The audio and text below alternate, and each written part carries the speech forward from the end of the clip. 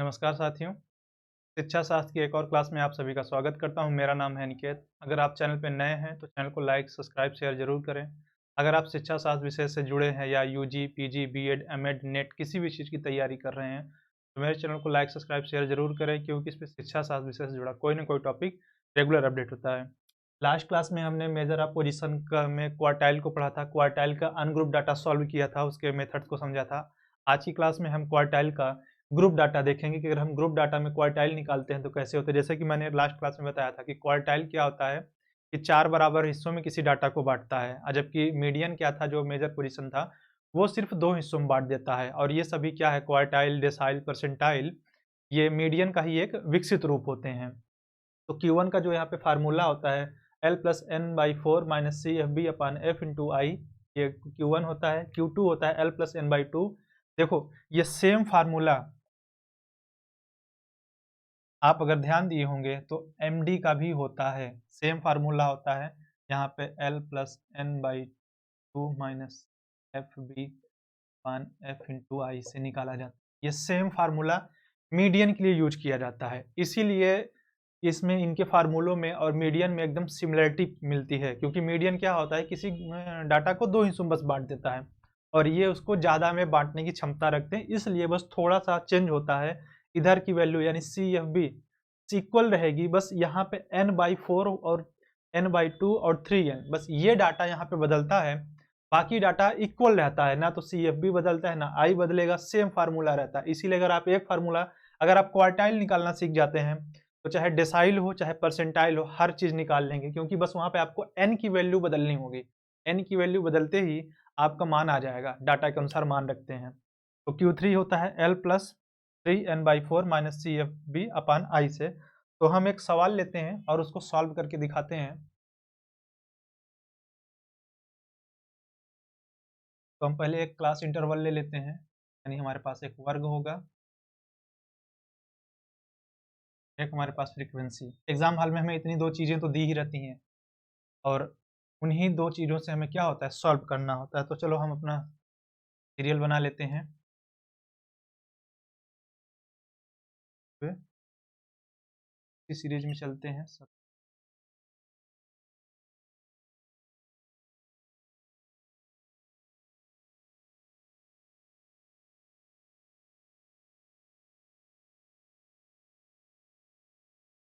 बीस से और 10 से 20, ये हमारे पास क्लास इंटरवल हो गया। क्लास इंटरवल की वैल्यू यहाँ पे ध्यान देना 10 है। अब हमारे पास एक फ्रीक्वेंसी दी होगी इन सभी के लिए।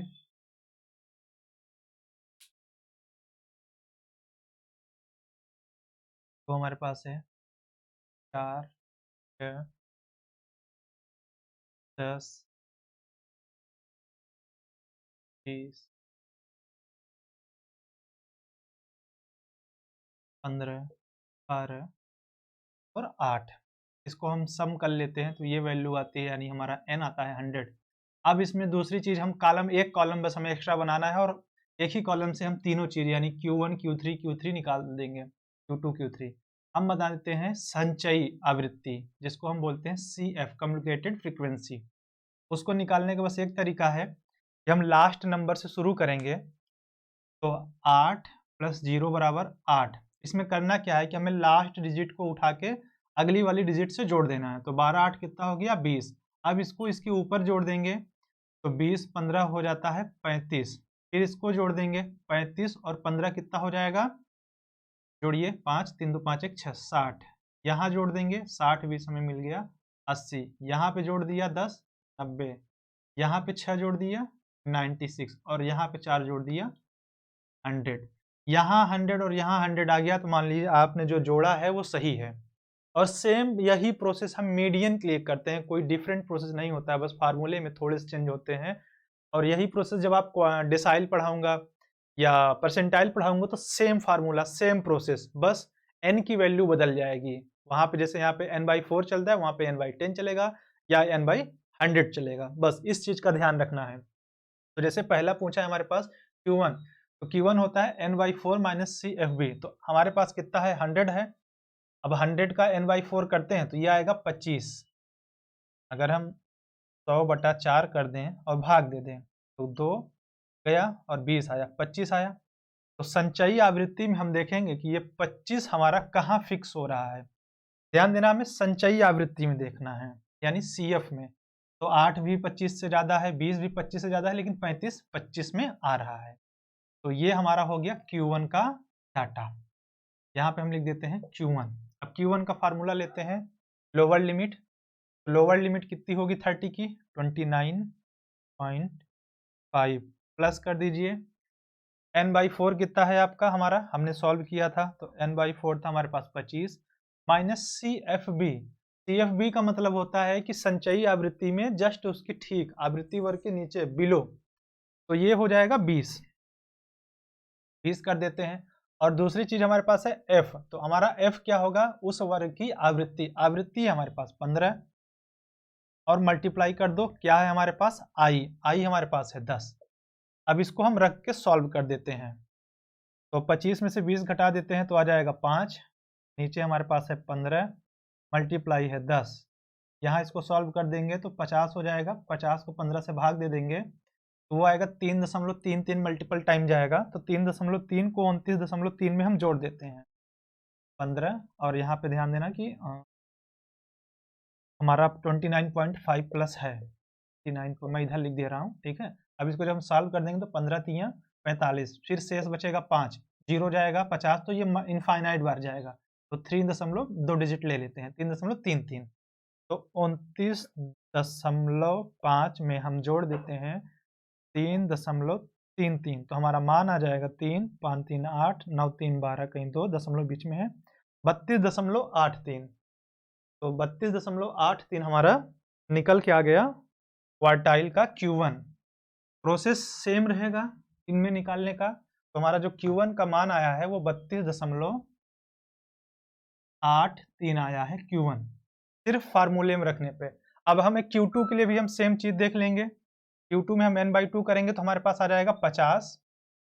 हम 50 देखेंगे तो 50 यहाँ पे फिट हो रहा है, तो ये हमारा बनेगा Q2।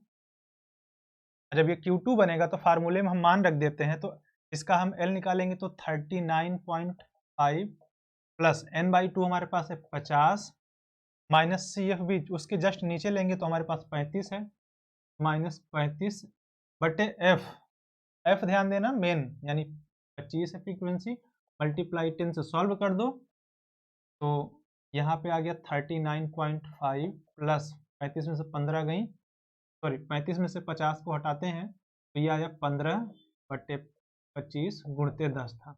इसको भी सॉल्व कर देते हैं तो ये हो जाएगा 150। 150 को 25 से भाग दे देंगे तो ये हो गया 6, और 39 को 6 में जोड़ देंगे तो 40.55, ये हमारा निकल के आ गया Q2। तो हमारे Q2 की वैल्यू आई गई 40.5। अब बचा हमारे पास निकालने के लिए Q3।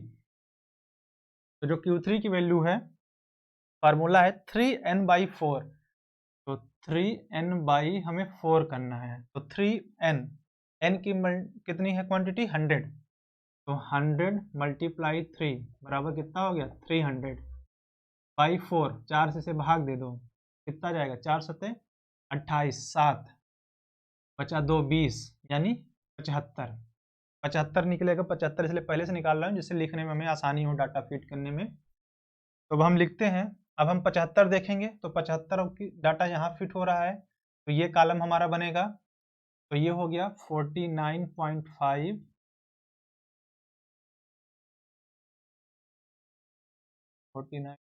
प्लस 75 माइनस कितना है 60।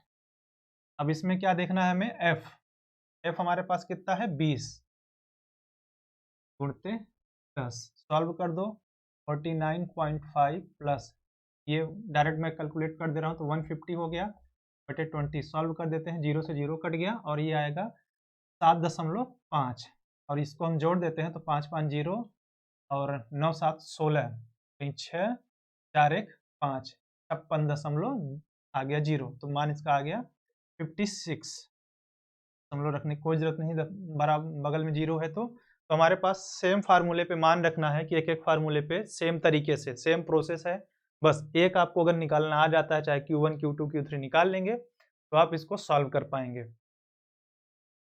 तो एक ही डाटा में अगर आपसे एग्जाम में पूछ लिया जाता है कि Q1, Q2, Q3 क्या है, तो आपको ध्यान देना है कि आपको बस फार्मूले में डाउट ना हो, Q1 का फार्मूला क्या है, Q2 का फार्मूला क्या है, Q3 का फार्मूला क्या है। तो एक बार फिर रिपीट कर दे रहा हूँ, Q1 में आपको बस कुछ नहीं करना है, L plus n/4 minus CFB कर देना है।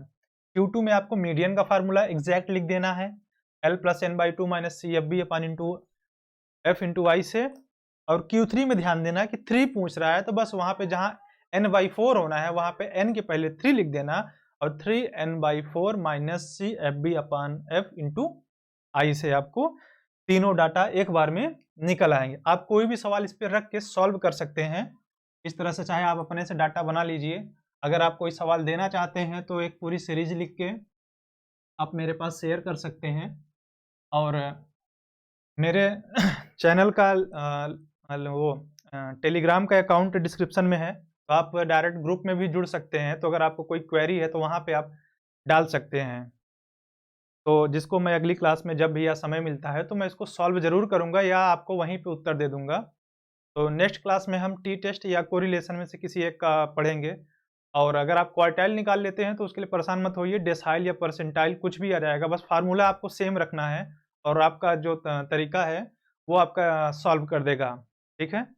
तो मिलते हैं नेक्स्ट क्लास में।